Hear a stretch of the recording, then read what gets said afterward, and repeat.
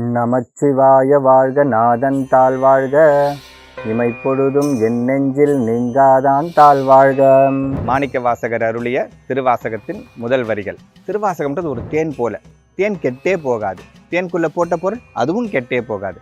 திருவாசகம் என்னும் தேனில் நம்ம மனதை, நம்ம வாழ்வை நம்ம எவ்வளவுக்கு எவ்வளவு ஊற வைக்கிறோமோ, எவ்வளவுக்கு எவ்வளவு அதுக்குள்ளேயே தேக்கி வைக்கிறோமோ, இந்த வாழ்வு கெட்டே போகாது. அப்போ அந்த தேனை பருகிறதுக்கு நம்ம என்ன பண்ணணும்? ஒரு துளி பருகனா போதும். ஒரு துளி, முதல் துளி. திருவாசகத்தின் 51 பதிகங்களில் முதல் அத்தியாயமான சிவபுராணம். இந்த சிவபுராணம் 95 வரிகளை கொண்டது. அந்த சிவபுராணத்தில் மணிவாசகரே சொல்றாரு, சொல்லிய பாட்டின் பொருளுணர்ந்து சொல்லுவார் செல்வர் சிவபுரத்தின் உள்ளர். அப்போ அந்த பொருள் உணர்ந்து சொல்றதுக்கு நம்ம என்ன பண்ணணும்? சின்மய இன்டர்நேஷனல் ஃபவுண்டேஷன் ஒரு அரிய வாய்ப்பை ஏற்படுத்தி கொடுக்கிறது.